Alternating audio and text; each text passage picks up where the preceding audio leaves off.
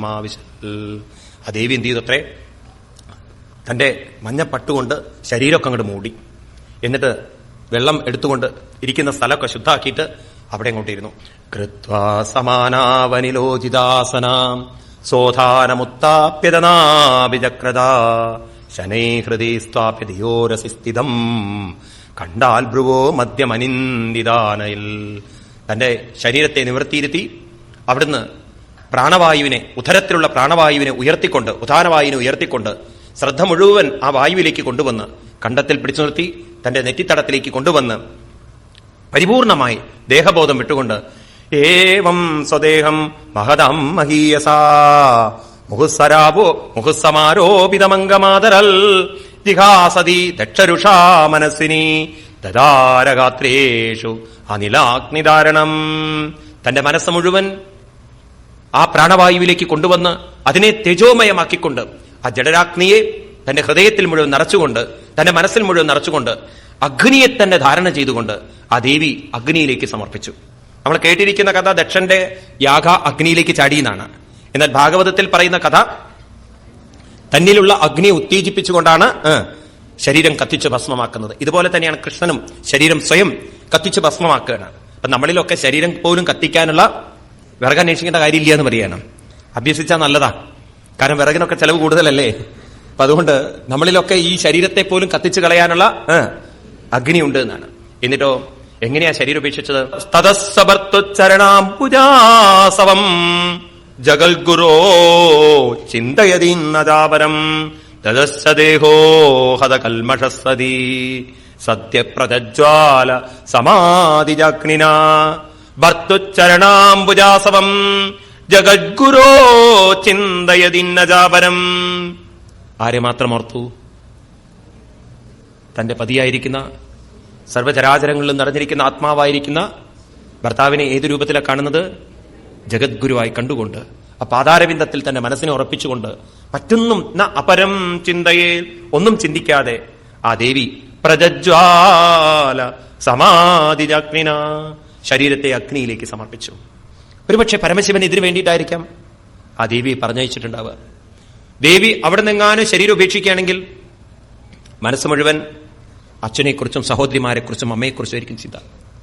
അവിടെ വെച്ച് ശരീരം ഉപേക്ഷിക്കുകയാണെങ്കിൽ ആ മനസ്സിൽ ദക്ഷന്റെ വിചാരത്തോടു കൂടിയാണെങ്കിൽ വീണ്ടും ആ ദേവിക്ക് ദക്ഷവംശത്തിൽ വന്ന് ജനിക്കേണ്ടതുണ്ട്. എന്നാൽ ഇവിടെ ദക്ഷന്റെ വീട്ടിൽ വെച്ചിട്ടാണ് മരണം സംഭവിക്കുന്നതെങ്കിൽ ദക്ഷനോടുള്ള വെറുപ്പും വിദ്വേഷവും കാരണം ആ മനസ്സ് മുഴുവൻ പരമശിവന്റെ ചിന്തയിലേക്ക് വന്ന്, തന്റെ ചിന്തയിലേക്ക് വന്ന് വീണ്ടും ദേവിക്ക് എന്നിലേക്ക് എത്തിച്ചേരാൻ സാധിക്കും. ഇതാണ് ഭാരതീയ മഹാത്മാക്കൾ മനസ്സിലാക്കിയിരിക്കുന്നത്. ശരീരം എവിടെ ഇരിക്കുന്നു എന്നല്ല മുഖ്യം, ശരീരം എവിടെ ഇരിക്കുന്നു എന്നല്ല അവർ നോക്കിയത് മനസ്സെവിടെ ഇരിക്കുന്നു എന്നതാണ്. കേട്ടിട്ടുണ്ടാവും, രാമകൃഷ്ണ പരമഹംസർ ഒരു കഥ പറയും. കൽക്കട്ടയിൽ 2 കച്ചവടക്കാരുണ്ടായിരുന്നു. അപ്പൊ ഒരു ദിവസം വൈകുന്നേരം കച്ചവടമൊക്കെ കഴിഞ്ഞപ്പം ഒരാൾ പറഞ്ഞു, നല്ലൊരു സത്സംഗം ഉണ്ട്, നമുക്ക് പോവല്ലേ എന്ന് വെച്ചു. അപ്പൊ മറ്റാൾ പറഞ്ഞു, ഞാൻ ഓൾറെഡി പറഞ്ഞു വെച്ചു എന്ന്. എവിടെ? ഒരു വേശ്യയുടെ അടുത്ത് നിന്ന്. നീ വരുന്നു വെച്ചു. അയ്യേ ഞാനില്ല എന്ന് പറഞ്ഞു, ഞാൻ സത്സംഗത്തിന് പോവാ. അപ്പൊ ഒരാള് അമ്പലത്തിൽ സത്സംഗത്തിന് പോയി, മറ്റൊരാള് ഒരു വേശ്യയുടെ അടുത്തും പോയി. ആ വേശ്യയുടെ അടുത്ത് പോയ ആൾക്ക് അവളുടെ അടുത്തുനിന്ന് കുറച്ചൊക്കെ കഴിഞ്ഞപ്പം കഷ്ടം, ഇങ്ങനൊരു ജീവിതത്തിലാണല്ലോ ഞാൻ വന്നത്, ഈ ഒരു അല്പനേരത്തെ സുഖത്തിന് വേണ്ടിയിട്ട് ഞാൻ ഇങ്ങനെ നല്ലൊരു സമയം ചെലവഴിക്കണമല്ലോ, കഷ്ടമായിപ്പോയി. ആ സത്സംഗത്തിലെങ്ങാനും ഇരുന്നിരുന്നെങ്കിൽ, ഭഗവാന്റെ നാമവിചാരം ചെയ്തിരുന്നുവെങ്കിൽ എന്റെ മനസ്സ് കുറച്ചു നേരത്തേക്ക് ഭഗവാനിലേക്ക് ഉയർത്തായിരുന്നു. സമ്പത്തും പോവില്ല, തന്റെ ശക്തികളും പോവില്ല, മനസ്സിനെ ഉയർത്തും ചെയ്യാമായിരുന്നു. ഇന്നിപ്പോ മനസ്സും നഷ്ടപ്പെട്ടു, എല്ലാം പോയി എന്നിങ്ങനെ ഒരു കുറ്റബോധം കൊണ്ട് ഇരിക്കുമ്പം പെട്ടെന്ന് ഹാർട്ട് അറ്റാക്ക് വന്ന് അയാൾ മരിച്ചു. വേശ്യയുടെ അടുത്തിരിക്കുന്നവൻ. മറ്റവനാണെങ്കിൽ പറയുന്നൊന്നും തലകേറില്ല, ബ്രഹ്മസത്യം ജഗൽ മിഥ്യ എന്നാണ്. അയാൾ ആലോചിക്കുക, ഇതിന് വരണ്ടിയിരുന്നു അവിടെ പോയിരുന്നു എങ്കിൽ, ഇവിടുന്ന് ഇങ്ങനെ സ്വപ്നം കാണാൻ അവിടെ എന്തൊക്കെയാ നടക്കണത് എന്ന്. ആ സ്വപ്നം കാണുന്നതിന് ഡും ആള് തട്ടിപ്പോയി. ആര്? സത്സംഗത്തിന് പോയ പാർട്ടി. ഇവര് രണ്ടുപേരും പോവാനുള്ള വഴിയിലാണ്. അവിടെ എത്തിയപ്പം യമരാജാവ് നോക്കി, വേശ്യയുടെ അടുത്തുനിന്ന് വരുന്നവനോട് പറഞ്ഞു സ്വർഗത്തിലേക്ക് പോകുന്നു, സത്സംഗത്തിൽ നിന്ന് വരുന്നവനോട് പോട നരകത്തിലേക്ക് നിന്ന്. അവൻ അവിടെ നിന്നിട്ട് യമരാജാവിനോട് പറഞ്ഞു, തോന്നിവാസത്തിനൊരു അതിരുണ്ട്, ഞാൻ സത്സംഗത്തിൽ പോയവനാണ്, ഇവൻ വേശ്യയുടെ അടുത്ത് പോയതാണ്. സത്സംഗത്തിന് പോയവന് നരകവും വേശ്യയുടെ അടുത്ത് പോയവന് സ്വർഗവും, ഇതെവിടുത്തെ നിയമാന്ന് വെച്ചു. ബ്രഹ്മാവ് പറഞ്ഞു, സുഹൃത്തെ, ഇവിടെ നിങ്ങളുടെ കേരളത്തിലെ നിയമമല്ല ഇവിടെ നോക്കുക. ഇവിടെ നോക്കുന്നത് ശരീരം എവിടെയായിരുന്നു എന്നുള്ളതല്ല, മനസ്സ് എവിടെയായിരുന്നു എന്നുള്ള. അവൻ വേശ്യയുടെ അടുത്തായിരുന്നു എങ്കിലും അവന്റെ മനസ്സ് സത്സംഗ വിചാരത്തിലായിരുന്നു. നിന്റെ മനസ്സ് സത്സംഗത്തിലായിരുന്നു എങ്കിലും വേശ്യയുടെ വിചാരത്തിലായതുകൊണ്ട് നീ അത്തരത്തിലുള്ള ലോകത്തിലേക്ക് പോകണം. ഇതുപോലെ പരമശിവൻ കരുതി എന്റെ അടുത്താണ് ഇവളുടെ ശരീരമെങ്കിൽ ദക്ഷനെ ഓർക്കും, ദക്ഷന്റെ അടുത്താണെങ്കിലോ എന്നെ ഓർക്കും. അപ്രകാരം ജഗൽ ഗുരോ ചിന്തയതി നജാപരം നദർസകേ ദേഹോ ഹതകൽമഷസതി സദ്യ പ്രജ്വാല സമാധിരാഗ്നിന തൽപശ്യതം കേപുവിചാത്ഭുതം മഹൽ ആഹാ ഇതി വാദസമോ സുമഹാനയായ ധ്യായത ഹന്തപ്രിയാ ദേവമദസ്യ ദേവി ജഹാവസുൻ കേന സതി പ്രകോപിത. എല്ലാവരും ഹാ ഹാ എന്തൊരു കഷ്ടം, പരമശിവന്റെ പത്നിയാണല്ലോ കത്തി ജ്വലിക്കുന്നത് എന്നിങ്ങനെ പറഞ്ഞുകൊണ്ട് പരമശിവന്റെ പത്നിക്ക് ഇങ്ങനെ ഒരു യോഗം വന്നുവല്ലോ, ഈ ദക്ഷൻ കാരണം ആ പുത്രിയുടെ ശരീരം പോയല്ലോ. അഹോ അനാത്മ്യം മഹദസ്യ പശ്യത പ്രജാപതേ യസ്യ ചരാചരം വ്രജ ജഹാവസുൻ യൽ വിമദാത്മജാ സതി മനസ്സിനി മാനവ ഭീഷണമർഹതി.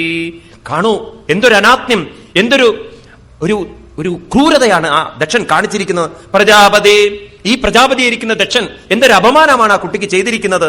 പാവം ജഹാവസുൻ യൽ വിമദാത്മജാ സതി, അപമാനം കൊണ്ട് ആ കുട്ടി തന്റെ പ്രാണൻ കളഞ്ഞുവല്ലോ എന്നെല്ലാം അവരിങ്ങനെ പറഞ്ഞ് ആ ദേവിയുടെ ശരീരം പോയതുള്ള ദുഃഖങ്ങളൊക്കെ പറഞ്ഞുകൊണ്ടിരിക്കുമ്പം കോപിതരായി പെട്ടെന്ന് ഭഗവാന്റെ പാർഷദന്മാര് എന്താ ഈ കാണുന്നത്, ഭഗവാന്റെ പത്നിക്ക് ഇങ്ങനെ നാശം വരെ ഈ ദക്ഷൻ കാരണം. ദക്ഷനോടുള്ള ദേഷ്യം കൊണ്ട് അവർ ചാടി പുറപ്പെട്ടു, തല്ലി തകർക്കാൻ തുടങ്ങി. ദക്ഷം തൽ പാശദാഹന്തം ഉദതിഷ്ഠന്നുദായുധേഷാമാപതം വേഗം നിശാമ്യ ഭഗവാൻ ഭൃഗു യജ്ഞേന ദക്ഷിണാഗ്നോ ജിവാഹാം. ഉടനെ തന്നെ ഭൃഗു മഹർഷി യാഗം ചെയ്യുന്ന സമയത്ത് അതിൽ നിന്ന് ദേവന്മാരെ വരുത്തി എന്നാണ്. എന്നിട്ട് ഈ യാഗശാല തകരിപ്പണമാക്കുന്ന ഭഗവാന്റെ പാർഷദന്മാരെയെല്ലാം അടിച്ചോടിച്ചു എന്നാണ്. അവരെല്ലാം പരാജിതരായിട്ട് പിരിഞ്ഞോടുകയാണ്. ഭഗവാൻ പരമശിവൻ എല്ലാം അറിഞ്ഞിട്ടും അറിയാത്തവനെ പോലെ കൈലാസത്തിലിരിക്കണം. അപ്പോഴാണ് അങ്ങോട്ട് കയറി ചെല്ലണോ, നാരായണ നാരായണ, ഇദ്ദേഹമാണല്ലോ എപ്പോഴും ഒന്ന് കൂട്ടിക്കടിപ്പിക്കുക. അവിടെ ചെല്ലണോ. ആ സമയത്ത് നാരദ മഹർഷി ചോദിച്ചു, ഭഗവാൻ നമസ്കരിച്ചു. പറയൂ മഹർഷി, എന്തൊക്കെയാ വിശേഷം? അല്ല അവിടുത്തെ വിശേഷങ്ങളൊക്കെ അറിഞ്ഞില്ലേ? എന്താവോ മഹർഷി പ്രത്യേകിച്ചൊരു വിശേഷം? അല്ല സതീദേവി പോയിരിക്കുകയാണ് യാഗത്തിന് എന്ന്, അത്രേ ഉണ്ടായുള്ളൂ. എല്ലാം അറിയുന്ന പരമശിവ എന്നെ എങ്ങനെ പരിഹസിക്കരുതേ, പരീക്ഷിക്കരുത്. പിന്നെ ദേവി അവിടുന്ന് പോയിട്ടില്ലേ ഭഗവാനെ? എങ്ങോട്ട് പോയി? ഉണ്ടായ സംഭവങ്ങളൊക്കെ നാരദ മഹർഷികൾ വർണ്ണിച്ചു കൊടുത്തതും ഭവോ ഭവന്യാനിധനം പ്രജാപതേ അസത്കൃതായ അവഗമ്യ നാരദൽ സപാശത സൈന്യതദ്ധരിൽ ഭൂയൽ വിദ്രാവിധം ക്രോധമപാരമാധതേ. തന്റെ പാർഷദന്മാർക്കുണ്ടായ പരാജയവും തന്റെ പത്നിക്കുണ്ടായ ആത്മനാശവും കാണിച്ചിരിക്കുന്ന ദക്ഷന്റെ സ്വഭാവ വിശേഷങ്ങളൊക്കെ നാരദ മഹർഷി വർണ്ണിച്ചു കൊടുത്തപ്പം ക്രോധം അപാരദാതേ, തന്റെ മനസ്സിൽ അങ്ങോട്ട് ഭയങ്കര ക്രോധത്തെ കാണിച്ചു പരമശിവൻ. ക്രുദ്ധസ്വരഷ്ടാം പുടസ്വ ദുർജടേ ജഡാം തടിദ്യുഗ്ന സടോഘൃതോഷിഷം ഉത്കൃത്യ രുദ്ര സഹസോത്തിദോഹസൻ ഗംഭീരനാദോ വിസർജനംഭുവേ. ഉച്ചത്തിൽ അലറിയുന്നാണ്, ഉഗ്രമായൊരു രൂപത്തെ കാണിച്ചുകൊണ്ട് ക്രുദ്ധസ്രദംഷ്ടോ ആ ദുർജടി പരമശിവൻ ക്രോധാവേശം കാണിച്ചുകൊണ്ട് തന്റെ ജഡ അങ്ങോട്ട് അഴിച്ചു എന്നാണ്. എന്നിട്ട് ആ ജഡയെടുത്തിട്ട് നിലത്തൊരൊറ്റ അടി. അതിൽ നിന്ന് തദോദികായ സനവാസ്പൃശന്തിവം സഹസ്രബാഹൂഗനരുക്തി സൂര്യദിൽ കരാളദഷ്ടോ ജലദഗ്നിമൂർധജ കപാലമാലി വിവിധോദ്യതായുധ.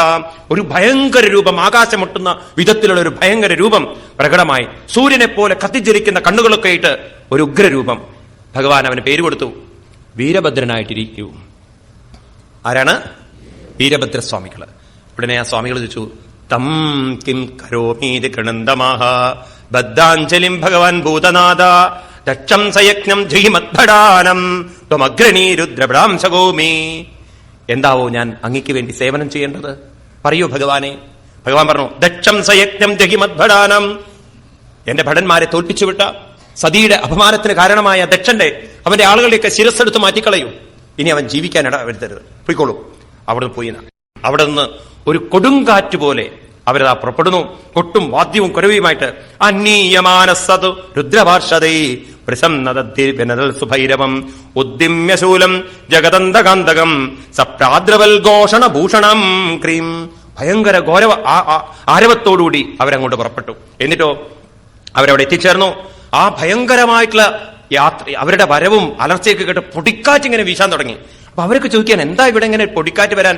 അന്തരീക്ഷത്തിലാണെങ്കിൽ കാറ്റ് കാണുന്നില്ല, എന്താ ഇവിടെ നടക്കുന്നത് എന്ന്. ആ സമയത്ത് ആ യാഗശാലയിലേക്ക് അങ്ങോട്ട് കയറിയവര്, കേതിൽ ഭവഞ്ചു പ്രാഗ്വംശം അഗ്നിശാലം ദദാപരേ സദാ ആഗ്നീന്ദ്രശാലം ച തദ്വിരാ വിഹാരം മഹാനസം രുചിർയജ്ഞപാത്രാണി തദൈകേഗ്നീനനാശേൻ കുണ്ടേശമുത്രയൻ കേജിൽ ബിബിർവേദി മേഖലാം. ആ യജ്ഞശാല മുഴുവൻ തകർത്ത് തരിപ്പണമാക്കാൻ തുടങ്ങി. ചിലരാണെങ്കിൽ ഓരോന്നും വലിച്ചിട്ട് കിട്ടുന്നവരേക്ക് അടിക്കാൻ തുടങ്ങി. ഒരുത്തൻ എന്ത് ചെയ്തു വെച്ചാല് പാർഷദന്മാര് പോയിട്ട് യാഗത്തിന് വെച്ചിരിക്കുന്ന പാത്രങ്ങളൊക്കെ ഹോമകുണ്ടത്തിലേക്ക് എടുത്തു. വേറൊരു പാർഷദൻ പോയിട്ട് മൂത്രം ഒഴിച്ചു. ഇപ്പൊ പവിത്രമായാലല്ലേ കുഴപ്പമുള്ളൂ, അതൊക്കെ അപവിത്രമാക്കി വെച്ചു. എന്നിട്ട് ഇങ്ങനെയൊക്കെ ഓരോ അപകടങ്ങൾ ചെയ്തിട്ട് പിന്നെ അവർ ചെയ്തിരിക്കുന്നത്, ഭൃഗും ഭവന്തമണിമാൻ, ഭൃഗുവിനെ കെട്ടിയിട്ടു, വീരഭദ്ര പ്രജാപതിയെ കെട്ടിയിട്ടു, അതായത് ദക്ഷനെ കെട്ടിയിട്ടു, ചണ്ഡീശഭൂഷണം പൂഷണെ കെട്ടിയിട്ടു, ഭഗം നന്ദീശ്വരോ ഭഗനെ കെട്ടിയിട്ടു.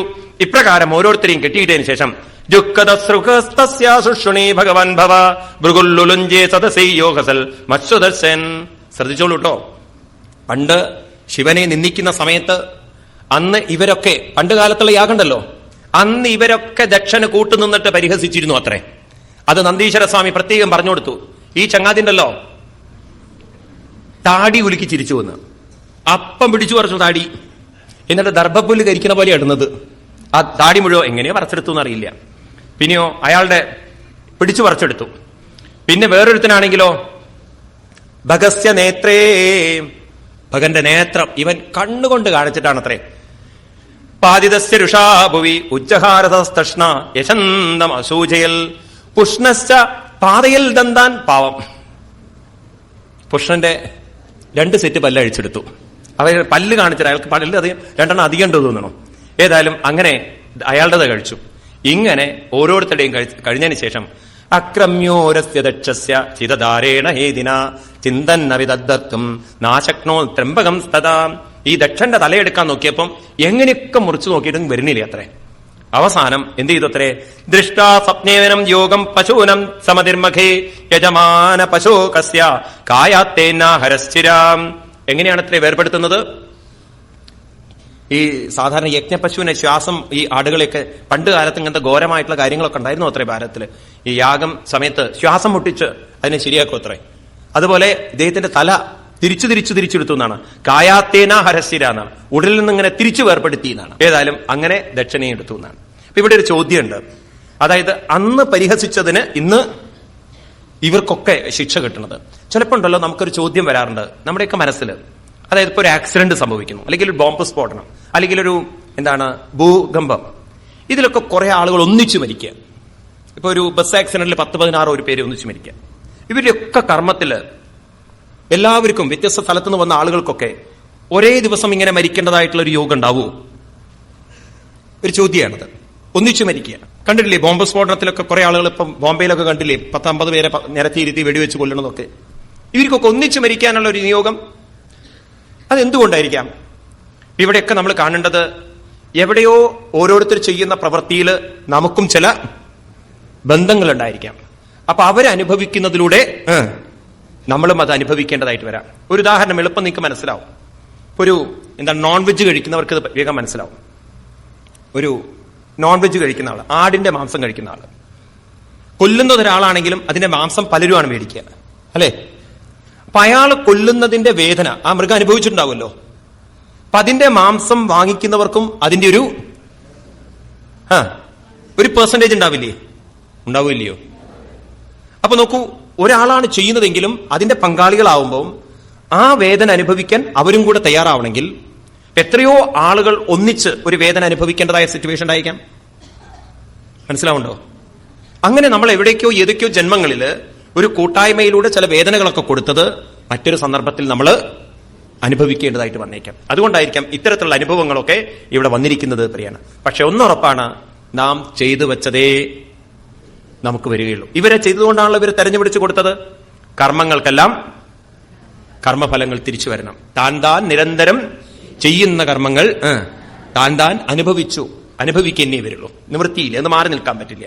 ഏതായാലും അപ്രകാരമൊക്കെ ചെയ്ത് അവസാനം ഈ ദേവന്മാരെല്ലാം കൂട്ടമായിട്ട് ഓടുകയാണ്. കാരണം എല്ലാവരും തല പിടിച്ചിട്ടാ ഓടുന്നത്. ഇവിടെ തലതിരിക്കുന്ന പാർട്ടിയാണ് വന്നിരിക്കുന്നത്. എല്ലാവരും കൂട്ട ഓട്ടം. എങ്ങോട്ടാ ഓടുന്നത്? ഉപലഭ്യ പുരേ വേദൽ ഭഗവാൻ അബ്ജ സംഭവ നാരായണസ്യ വിശ്വാത്മാ ന കസ്യാധ്വരമീയതു.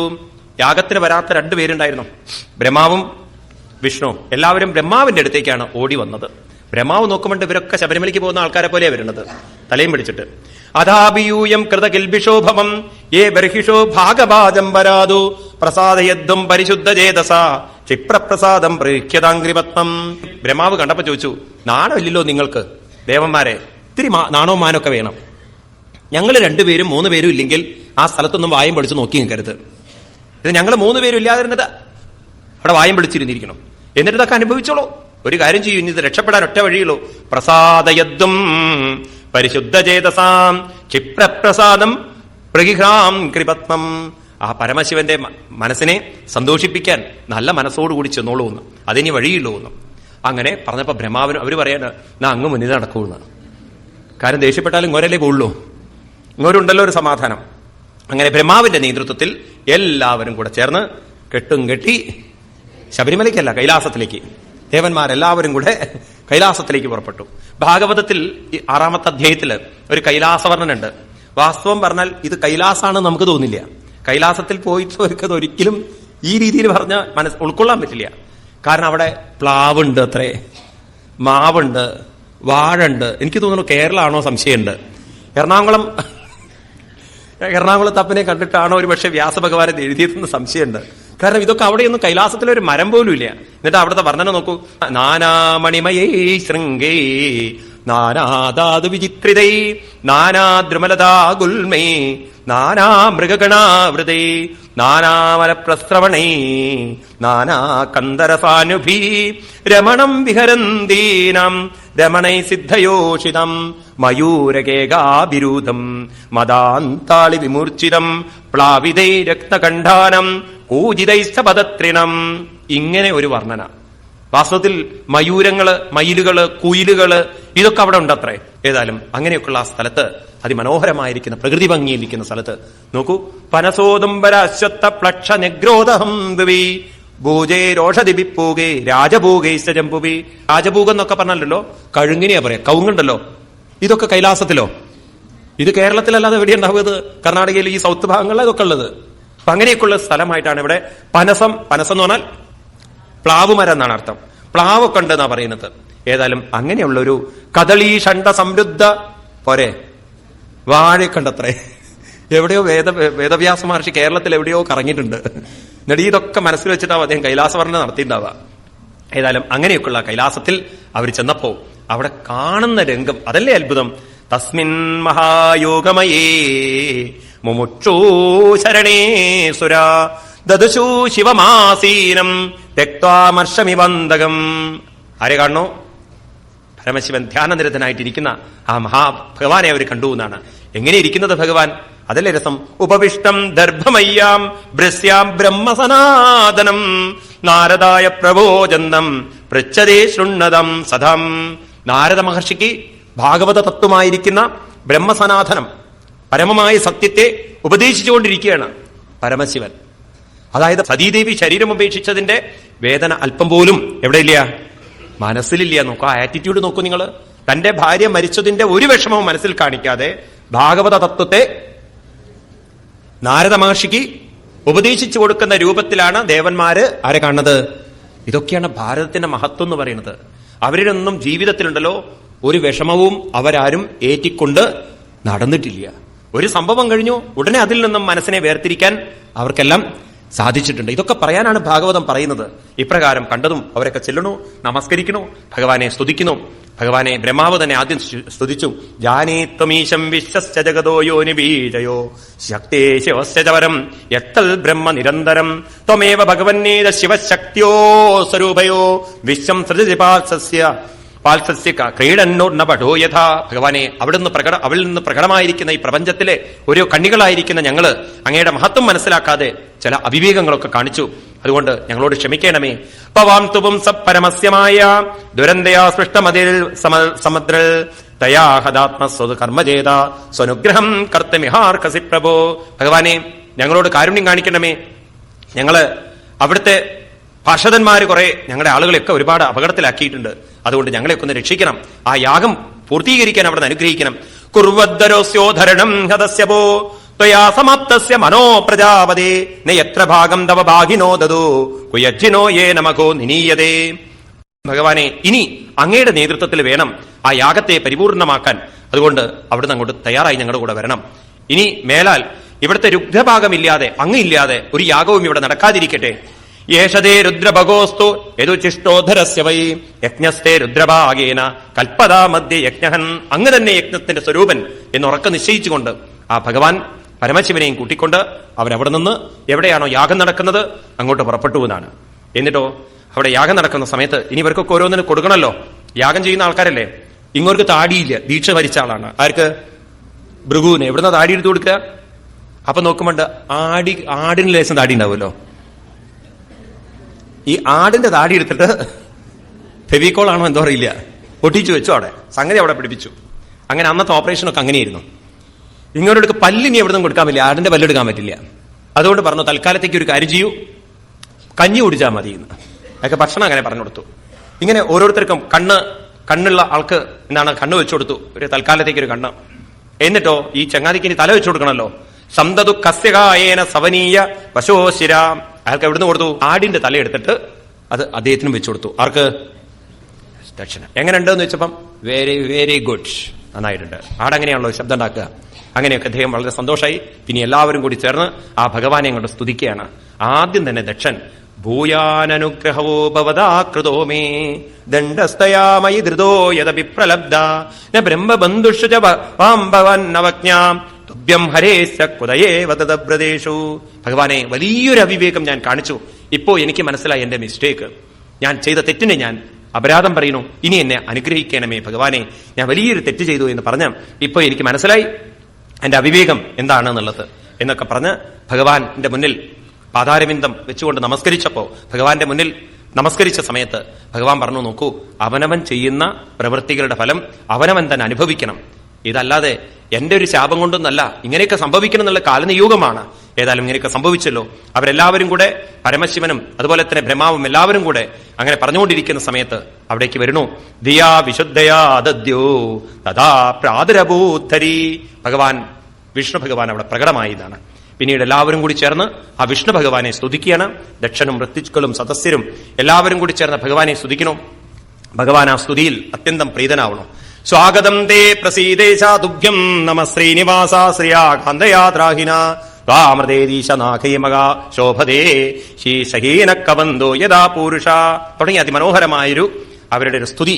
അതെല്ലാം കേട്ട് ഭഗവാൻ അത്യന്തം പ്രീതനായി. ആ പ്രീതനായ ഭഗവാൻ അവർക്ക് കൊടുക്കുന്ന ഉപദേശമാണ് പിന്നീട് 7ാമത്തെ അധ്യായത്തിൽ ശ്രീ ഭഗവാനുവാച എന്ന് പറയുന്ന 50, 51, 52, 53, 54 ശ്ലോകങ്ങൾ. ഇത് വളരെ പ്രധാനപ്പെട്ട ശ്ലോകങ്ങളാണ്.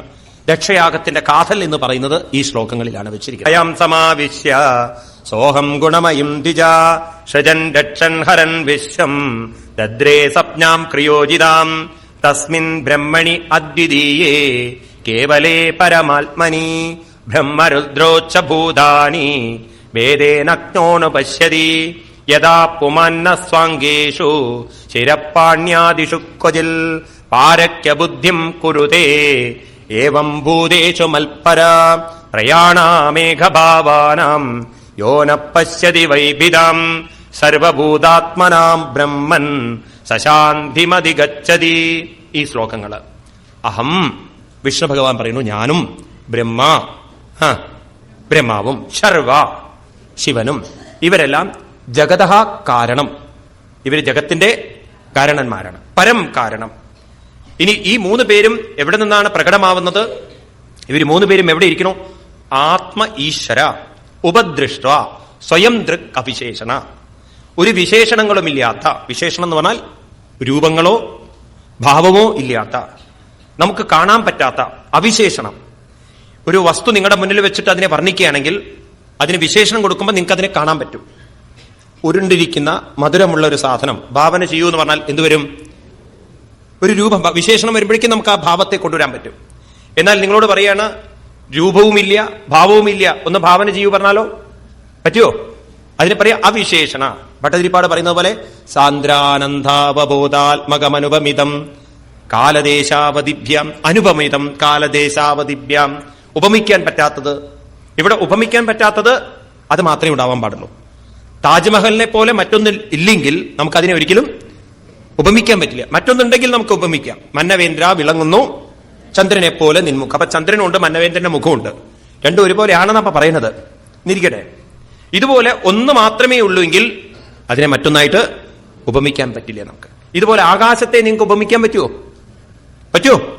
എന്തുകൊണ്ട്? മറ്റൊന്നില്ല. ഇതുപോലെ ഭഗവാനെയും നമുക്കൊരിക്കലും ഉപമിക്കാൻ സാധ്യമല്ല. കാരണം ഭഗവാൻ ഒഴിഞ്ഞ് മറ്റൊന്ന് ഇല്ല.